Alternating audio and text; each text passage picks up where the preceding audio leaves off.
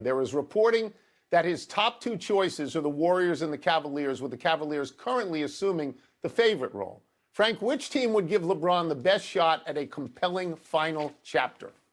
Well, Tony, there's no question about it. The most compelling opportunity would be in Cleveland, because that's where he has a chance to win. If he goes to Golden State, it's a lot of old guys. Do I think he'll be playing a lot of golf with Steph Curry if he went there?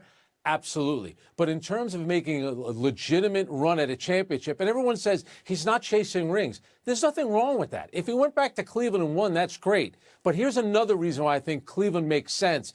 By the way, I still think he's going to Golden State, but this is why Cleveland makes sense. If he goes to Miami, yes, they could win, but there's nothing there for him in the future. He's not going to become a part owner.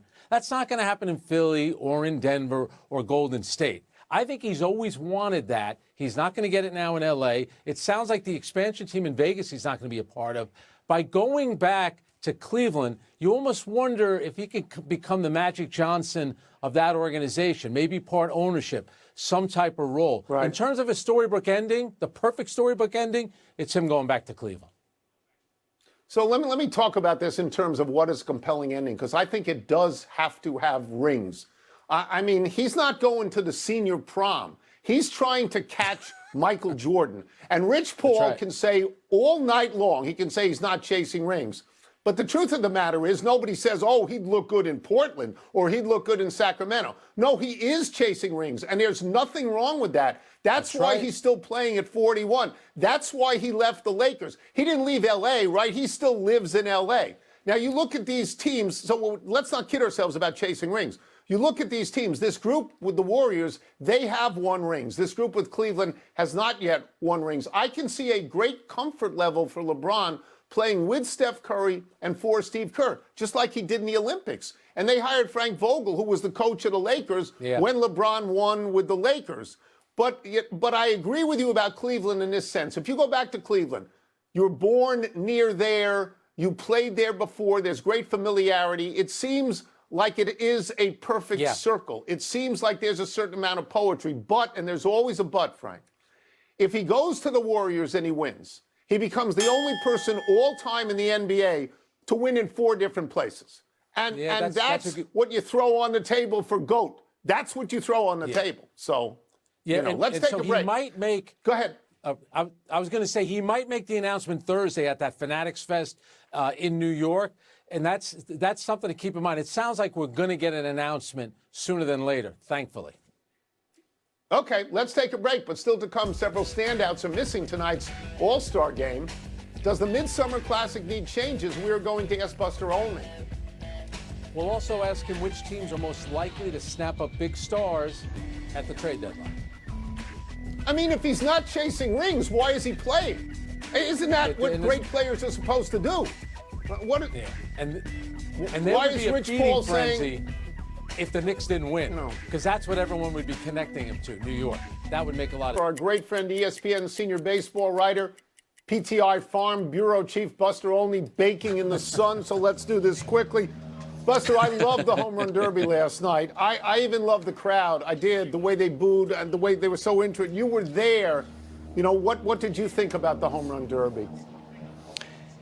It was terrific. Jordan Walker was terrific, but I agree with you. The star of the Derby were the Phillies fans who demonstrated their competitiveness, their bitterness. I mean, right from the get-go, when Ben Rice, wearing a Yankees uniform, is booed, they set the tone for this event. And then after that, when Junior Caminero was introduced, they booed him because he was perceived to be the biggest threat to the Philly Sluggers. Then they booed Wilson Contreras. They booed Jordan Walker. And, Tony, I swear to you, at the moment that Jordan Walker hit that walk-off home run at the end, I looked down at the stands, and the Phillies fans were in the aisles. As Kyle Schwarber is congratulating Jordan Walker and being gracious, Philly fans are out of here. It's like they flipped the board game, and they were out of here. They were just not going to sit there and celebrate with him.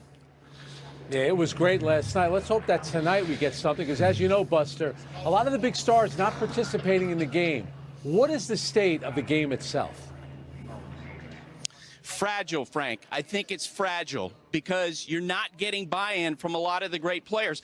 Look, Shohei Ohtani's not here. Aaron Judge is not here. Injury involved there. But it's clear a lot of teams are lining up the premier starters over the weekend so they don't have to pitch in the All-Star game. So we're not going to see Paul Skeens. We're not going to see Jacob Mizorowski, the pitcher that everybody right now wants to see.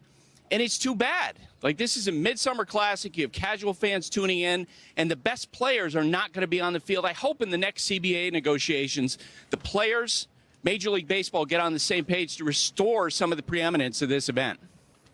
All right, the next big event after the All-Star game, you get the trade deadline on August 3rd. Which teams right now have been the most active?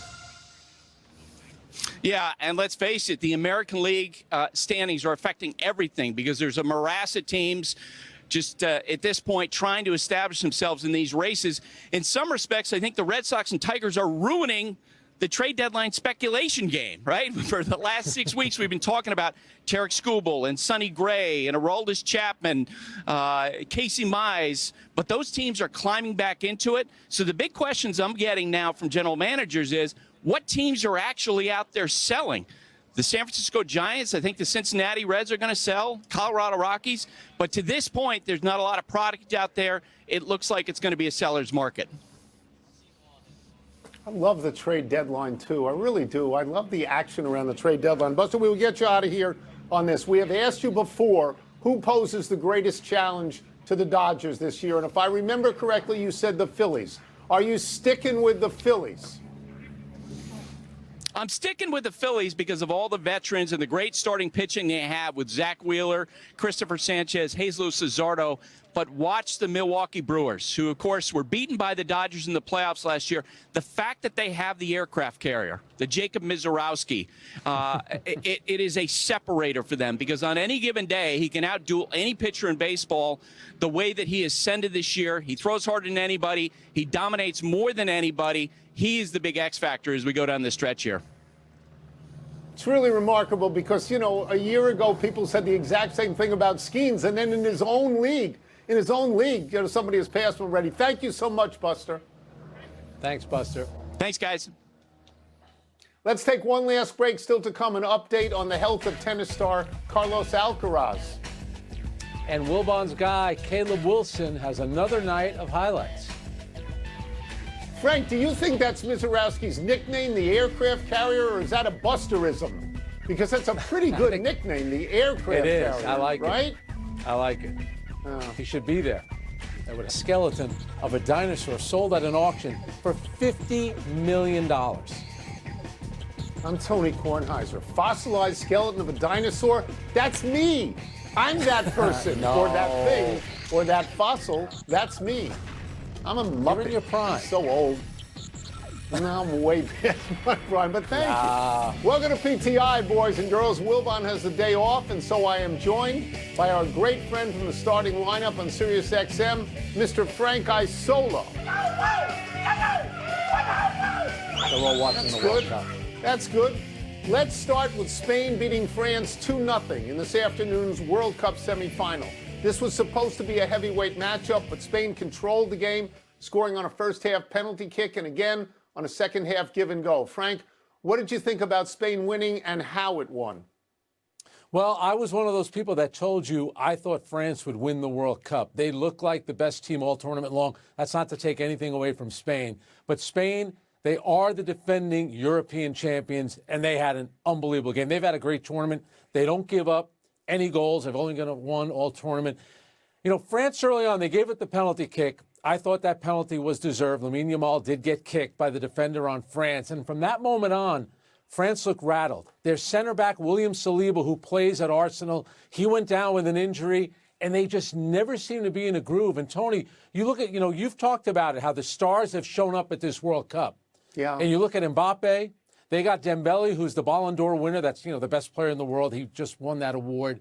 You know, he didn't have a great game. It just didn't feel like Michael Olise, he didn't play well. So France's best players just did not have great games. And Spain is a machine. I get it. Lamine Yamal is a great player. He played well, but it's more about the team. They're great defensively. Their midfield controls the ball, and they take advantage of the opportunities they get. Spain has earned their trip to the finals in New Jersey on Sunday. They were outstanding. So I'm glad that you said you had picked France. Everyone that I had talked to had picked France. So, of course, I was thinking France as well. But you make a very good point. Spain has now scored 13 goals in the World Cup and only given up one. Like, Yep. you know, what is the doomsday defense? You know, I mean, they are shutting people down all over the place. I think they gave up one goal to Belgium, and I did not know this until this morning. But Spain has now beaten France 9 of their last 11 meetings. Do they own France? Is there something we should see in that? I think it just shows you how great of a team they are. And think about it from France's standpoint. In 22, they went to the World Cup final. They lose to Argentina in penalty kicks. That, in theory, counts as a draw. They won in 2018. The last time they lost a World Cup game was on July 4th of 2014 in Brazil. They're a difficult team to beat. Give Spain all the credit in the world. In Dallas today, the way that they played against a great, great opponent. I'm just going to ask one small question here. Do you think that Spain now goes through and wins the final as well? Do they have that kind of momentum and that kind of ability if you had to pick right now? And you've seen this before, Tony. When you think you're watching the two best teams in the semifinals, sometimes that team gets through. Hey, waiting for them is going to be a terrific England team or the defending champs, Argentina. It is not over yet. Okay. The championship was not decided today. Okay. Let's move now to last night's home run derby, where Philadelphia fans got the chance to do what they do best, boo everybody who isn't wearing a Philly shirt. In the end, they were stunned into silence when the Cardinals' Jordan Walker caught and passed Philadelphia's Kyle Schwarber by hitting 6 home runs in a row when he was down to his last out. Frank, what did you make of the change in format and how Walker won? Yeah, well, the format works if the last home run is going to be a walk-off home run. And you know what? They have something here which the NBA never could seem to get with the slam dunk contest, which is the featured event of their weekend. You're getting some young players, but you're also getting a lot of the big-name stars participating. And, you know, the first guy that came up was Wilson Contreras, and he was hitting bomb after bomb. And that stadium is perfect for a home run derby. The first time I ever went there, I went as a fan, and I saw Jose Reyes hit 3 home runs. The ball flies out of that ballpark. So I thought you had – did it take a long time, Tony? Absolutely. But I thought it had a lot. I think the drama was good. The fact that you got the hometown guy in the final was good. And the crowd was terrific. They added something to the event. There's no question about it. I liked everything about it. I liked where it was. I liked how it was constructed. I liked how it ended. 20 swings is much better than a clock. Yep. A clock, the pressure is on the pitcher to deliver quality pitches. With 20 swings, the pressure is where it ought to be on the batter.